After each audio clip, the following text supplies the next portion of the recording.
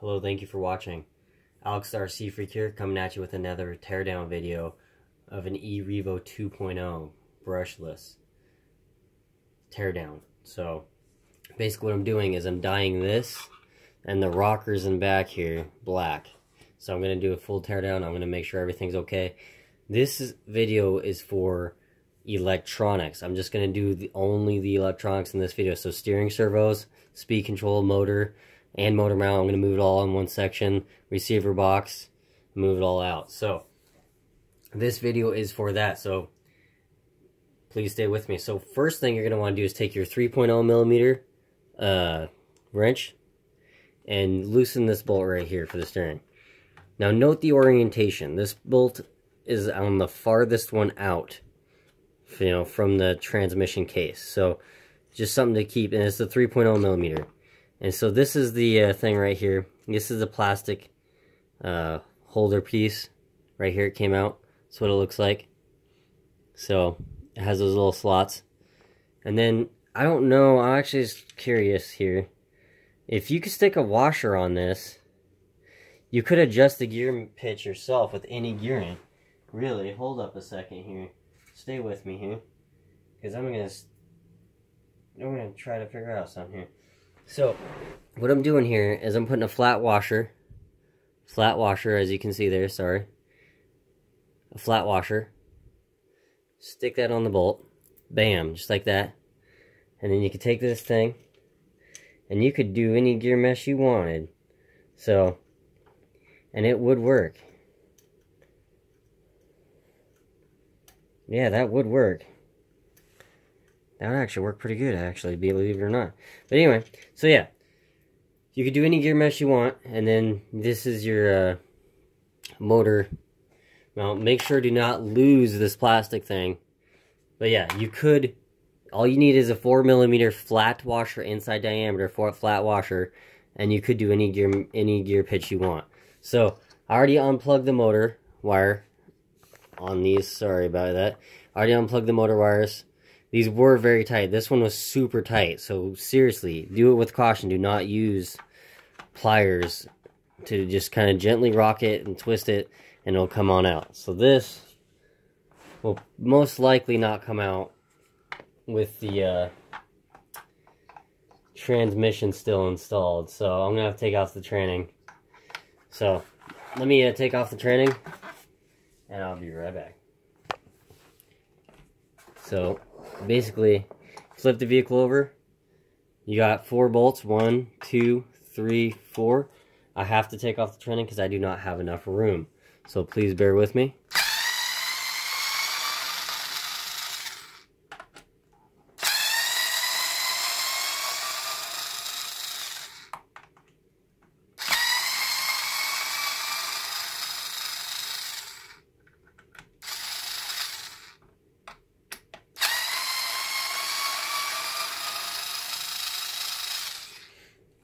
So it kind of is a bummer.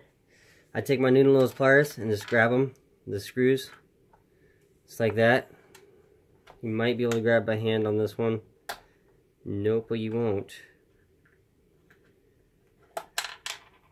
So basically, yeah, you just grab them with your noodle nose pliers. Kind of how I do it. Kind of lightly. Don't damage the threads. Be very cautious on that. So basically, you got all the screws out then at this point. Oh, sorry, you didn't even see that. You weren't even seeing that. So basically, you got all the screws out. They're right here. So let me just, sorry about that. Let me just get you a little bit better view there.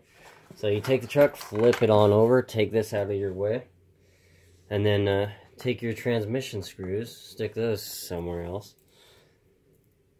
and then your transmission and your motor mount. And everything should slide right on out. So, basically, I'm going to stick this plastic thing back in. Just like that. Take this off. This is your transmission. So, this is the gear right here. The push drive has no slop in it. That's a shock. It has no slop in it. None. It doesn't wiggle like the X-Max, so they must have put a flat washer. They must have did a flat washer on the inside of this push drive right in here. You take off this upper cover.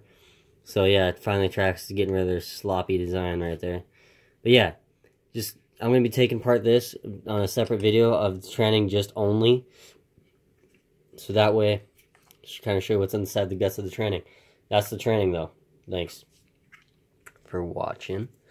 Stick these bolts right by the tranning there. And then, yeah, here's the motor. So this is one thing. It's running a stock 15 tooth pinion gear. Now, these pinion gears are known to kind of break or bust. I like to use steel. That's just me. So, anyway, but what I like to do is take this and just tighten it with it by hand. Yeah, see, that one was loose. That turned about a quarter of a turn. That one turned about a half turn. So take your pinion gear. Yeah, that was tight. But yeah, just want to make sure that it's all tight. So, you know, make sure your motor wires ain't damaged. You know, this is a Traxxas motor, not Castle Creations. So I don't know how anyone... The motor can... They tried to mimic Castle Creations, but it is not a Castle Creations. So anyway, yeah. It's a pretty nice high-quality aluminum motor, though. They really did a nice job. I like how they do the motor casings black. So anyway, what you got here is the steering servos, and you got the receiver box, and you got your speed control. This is the speed control. This is the bad boy right here that gives the motor, you know, signal to say, hey, full throttle, or, you know, whatever you'd like it to do. But, anyway, let's get this thing apart. I can't wait any longer here.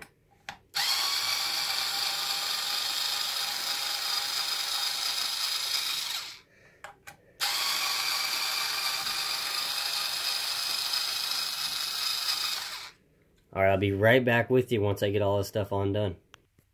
Alright, thank you for being patient. Just back real quick with the note. This is the speed control. This is double-sided tape right here. If you get a little flathead like this with kind of a, you know, smaller flat end on it, you can pry up, alright, on this flat part very gently. Kind of go that way against the chassis here. Kind of like pry up like that. And then this will gently pop off. Now keep in mind, this is still sticky, just a tiny bit. You can put new double-sided tape down, but this is the speed control right here. 6.5 millimeter gold-plated female plugs. You got the LEDs right here, you know, indicators ones right there, as you can see them in the light. This is the firmware for Traxxas. If you send it in, they tell you what's been done to the ESC. This is a 10 amp fuse, micro fuse. This is the cooling fan, obviously. There's 3 capacitors, or cap packs, as I like to call them, right inside this little cage here. So they look pretty beefy little cap packs, like, not even gonna lie. Like, Traxxas really put some fatty electronics in their stuff. So basically, what you gotta do next is there's 2 more screws, 2.5 or 2 millimeter. I don't know why I keep saying 2.5. 2 millimeter right here. There's 2 millimeter screws right here on the ESC. There's 2.5 millimeter screws holding on the steering servos. I'm going to loosen that real quick, this cap right here, and just take this entire receiver box out and the ESC out all in one unit. So, yeah, please bear with me. I'll come right back.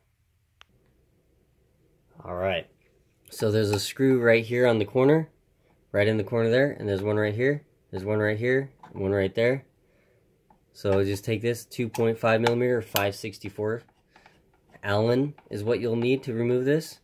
You do not need to take this off unless you're doing like an upgraded speed control, you know, or steering servo or something, you know, or a different, you know, receiver. You need to take that off to put all your wires back in. But anyway, look at this. Alright, see? All the steering servo, receiver box, steering servos, everything, ESC, all out in one big old unit there. So let me get this out of the way. Make sure to note on this gasket right here, you can put dielectric grease on this gasket with a Q-tip. Put it on like a piece of cardboard or a piece of notebook paper or whatever. A little bit of dielectric grease in like a pea size. And then stick it with a Q-tip around the edge of this to help make sure you have an absolute watertight if you are one of the people that like to drive in water. But keep in mind, if you like to drive in water, here's a perfect example. Transmission case. This transmission case half is not waterproof. So if you go in water, these bearings ain't waterproof. This isn't a watertight machine fit right here. So if you go in water, you could risk getting this filled with water. Keep that in mind, even with the bottom skid plates on the center. So just keep that in mind. Your front and rear differentials, the upper and lower bulkhead halves are not waterproof. So just keep that in mind, seriously. Something to keep in mind. So I'm just saying that for you guys because, you know, that way it'll save you guys from having problems down the road. That's the only reason why I say that. It is very important, I personally feel. So yeah. But anyway, I wanted to thank you guys for watching this video on electronics. Sorry, I'm dropping some screws over here. But yeah, this is basically the condition of the truck right now. It is coming along pretty nicely. So the chassis is different. It is way stronger. Right here, on the sides right here, is very thick. It is a lot thicker there. This thicker here, so this doesn't flex as much. It has two different mounting positions for speed control mount. This is where your receiver box mounts. You know, I got some foam obviously still on here. That's literally to show you how new it is. This edge right in here, I'm going to take an X-Acto knife and smooth that out just a speck. Just very smooth that out, like sand that maybe, and smooth that out a little bit. But yeah, so anyway, I'm going to take these off real quick and then I'll be right back. Actually, yeah, I'll end the video on this one because it's just electronics. I'll do a separate video for battery box and then the rear section. So, thank you so much for watching my video series on the how to tear apart this truck. I'll get one of the transmission of the rear differential. I'll get one of the differentials disassembly. The front and rear differential, the rear differential, the front differential are both the same. On the ring and pinion and the internal spider gears are the same, so I'll just do one video on how to tear apart one of the differentials, front or rear. It doesn't really matter. They're both the same. The actual differential part. The bulkheads are different, so front and rear. And then I'll do a video on the transmission. So, like I say, please stay tuned to this channel. You know, if anyone has any questions, please do not be afraid to ask me. I'll be more than happy to do my absolute best to answer them. So, as always, I love you guys. Thank you for watching my video. Thank you for the nice comments. I sincerely appreciate it from the bottom of my heart. It really, truly means a lot. I feel honored to have you guys watch my videos and take a few moments of your time to watch them. So, anyway, thank you so much. Let's keep this RC hobby going. All right. Peace.